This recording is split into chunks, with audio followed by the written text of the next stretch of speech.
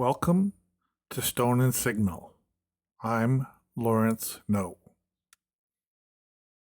Not all resistance looks like protest.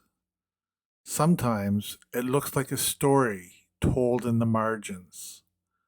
A book no publisher wanted. A poem written at midnight. A truth spoken even when the room falls quiet. Today's episode is about storytelling as resistance, about choosing to speak softly, clearly, persistently in a world that benefits from your silence.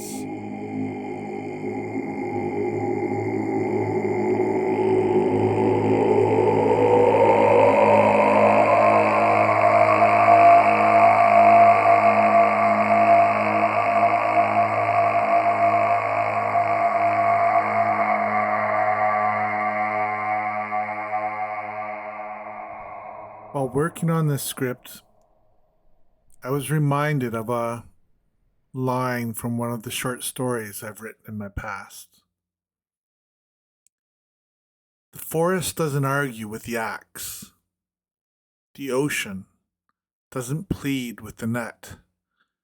They remain silent, wanting only to live. And they die anyway. Those who say silence protects you should ask the land how that worked out.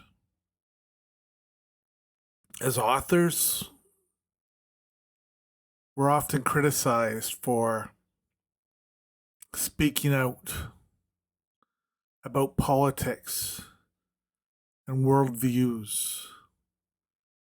People just want our work to be entertaining, distracting. But as much as the world shapes our work, we want our work to shape the world. All stories carry a worldview, whether they mean to or not. They say something about who matters, what deserves remembering, what gets erased, what gets sanitized or monetized, and what's quietly disappeared. And that's why silence is never neutral. That's why storytelling, especially honest, uncomfortable, inconvenient storytelling, is a form of resistance. I don't mean resistance as a spectacle. I don't mean viral posts or callouts that echo for a day and then disappear. I mean the quiet kind, the long game, the slow burn, the kind that plants seeds, the kind that remembers, the kind that refuses to conform to a world that's speeding towards collapse, distraction, and denial. Every time we choose to tell a story that centers on a marginalized voice, a silenced truth, or a forgotten history, we interrupt the narrative of dominance. Every time we write into the shadows, we expand what the world is allowed to remember. Resistance through story isn't new. It's how entire cultures survived colonization. It's how memories outlived regimes. It's how revolutions found their shape. From folk tales whispered under threat to banned books passed hand to hand, storytelling has always been a form of defiance. And not just defiance, continuance, refusal, identity. In indigenous cultures around the world, stories weren't just entertainment. They were law. They were memory. They were inheritance. They told you who you were, where you came from, and what your responsibilities were to the land, to your kin, and to the future. To tell those stories, even now, even after centuries of attempted erasure, is to stand in resistance to everything that tried to silence them. That's why I say telling a story is never just telling a story. It's drawing a line. It's taking a stand. It's saying, this happened, this matters, this will not be forgotten.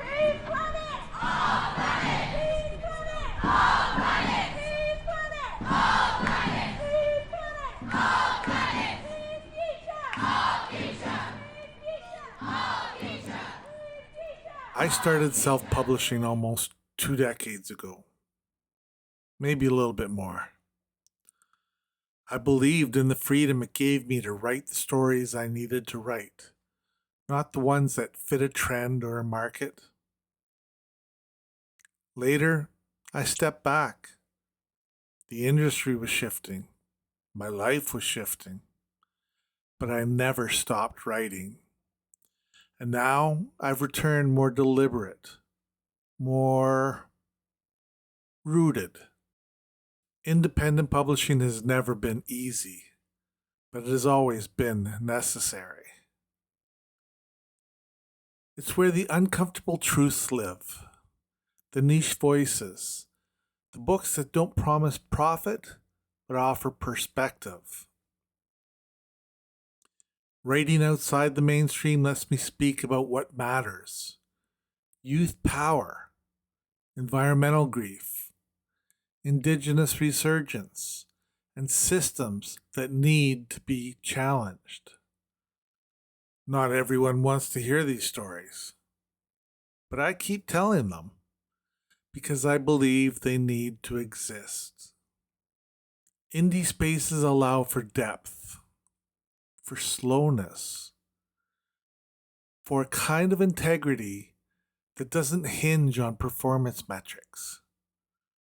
I can explore ideas that haven't been sanitized for mass appeal. I can sit with contradiction, ambiguity, and ache. That's not just freedom, it's responsibility.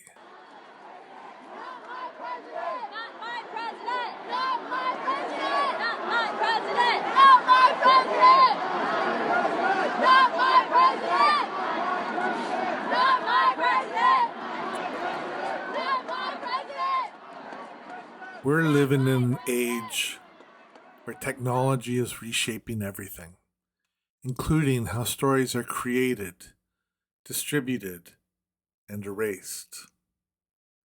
I write about AI in some of my books, about its connection to us and the possibilities that lie just ahead. And out of necessity, I research it deeply, so the stories I tell remain grounded, not speculative for speculation's sake. But I don't trust the systems building them. When algorithms decide what's seen, nuance disappears. Speed is rewarded, reflection is not. And beyond the tech itself, there's something more insidious: the normalization of silence. The way cancel culture flattens complexity. The way disagreement turns into exile. The way digital platforms reward outrage and punish depth. As an indie writer, I've watched this play out in the literary world. One misstep, one unpopular idea, and you're not just criticized, you're erased. It's a chilling thing for a storyteller to witness. And it's why I keep carving out space, not just for my voice, but for others who are quietly holding space for truth. Stories that are censored, deplatformed, or quietly buried are often the ones we need most. And when AI begins to mimic those stories, without context, without soul, it becomes even more urgent to preserve the originals, the ones made in grief, in joy, in resistance, the ones with fingerprints on the pages. AI doesn't feel urgency. It doesn't grieve the way humans grieve. It doesn't carry generational memory. So when it writes, it does so without the blood memory, the lived pain, and the ancestral tether. And when we allow those AI versions to dominate the landscape, we risk replacing witness with simulation. There's also a danger when tech companies start to curate not just what we see, but what we're allowed to create. When automated moderation removes a poem about loss because it contains the word death, when a story about protest is throttled by an algorithm labeling it controversial, when platforms bury uncomfortable truths in favor of content that keeps us scrolling. This is what censorship looks like now. Not overt bans, but silencing by omission, by ranking, by obscuring. That's why storytelling today requires more than courage. It requires awareness, intention, sometimes encryption, sometimes exile. But more than anything, it requires community. A network of readers, writers, and witnesses who are paying attention and willing to hold spaces for stories that challenge the system.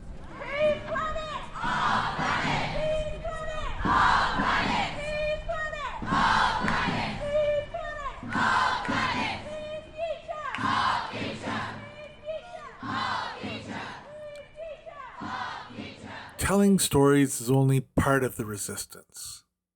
The other part? Listening. Creating space for others to speak, especially those whose voices have been historically ignored or distorted, is a radical act. And that work of holding space is sacred. We live in a world of noise, endless timelines breaking news, and reactive comment threads. But holding space requires something different. It demands slowness, stillness. It asks us to pause long enough to hear what's not being said. Too often, we ask youth to speak but fail to build the scaffolding that allows their voices to be heard with care. We ask them to be brave, but we don't stand long enough to hold their bravery. We amplify selectively. We tokenize. We rush to share, but not to sit with. To truly empower people, especially young people, we have to do more than just say, "We believe in you." We have to slow down, shift the structures, and be willing to change because of what they say. We have to create ecosystems that nurture, not extract, their insight. That means rethinking who gets the mic and who controls the edit. That means recognizing emotional labor and making room for stories that aren't neat or easily consumed. The messy ones, the painful ones, the ones told through tears or laughter or both. It also means becoming comfortable with discomfort. Knowing that when someone shares their truth, it might unsettle ours. That's not a threat. It's a gift. And it's part of what makes storytelling sacred. Not because it makes us feel good, but because it makes us feel more alive. Being a listener is active work. It's not waiting to speak. It's not tolerating silence until it's your turn. It's being transformed by what you hear. Letting someone else's words rearrange something in you. To create space for resistance through story, we must build spaces that can hold pain, rage, joy, and wonder all at once. Spaces where people can speak without having to explain. Where survival isn't the whole story, but the starting point. That's the kind of storytelling that doesn't just resist, it regenerates. Climate change has got to go, hey, hey, ho, ho. Climate change has got to go, hey, hey, ho, ho. Climate change has got to go, hey, hey, ho, ho. Climate change has got to go. If you're a writer, a creator, or simply someone with a voice that's been pushed to the edge, I want you to hear this. You don't need permission to speak. You don't need approval to matter. And you don't need a platform to begin. Resistance doesn't always roar. Sometimes it whispers. Sometimes it takes the shape of a poem, a journal, a single sentence that won't let you go. So tell your story. Hold space for others to tell theirs. Make room for complexity. Invite contradiction. And trust that if you tell it with heart, someone, somewhere, will hear it when they need it most. Climate change has got to go, hey, hey, ho, ho. Climate change has got to go, hey, hey, ho, ho. Climate change has got to go, hey, hey, ho, ho. Climate change has got to go. If you'd like to see the kind of stories I write, you'll find my books wherever stories are still allowed to breathe.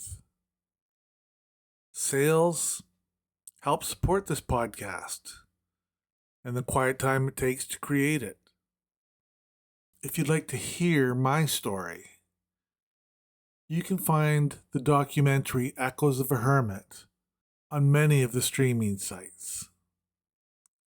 You can also find transcripts and reflections on my blog, mountainhermit.blogspot.com. Thank you for listening. Until the next time, may your signal find the stones that hold it.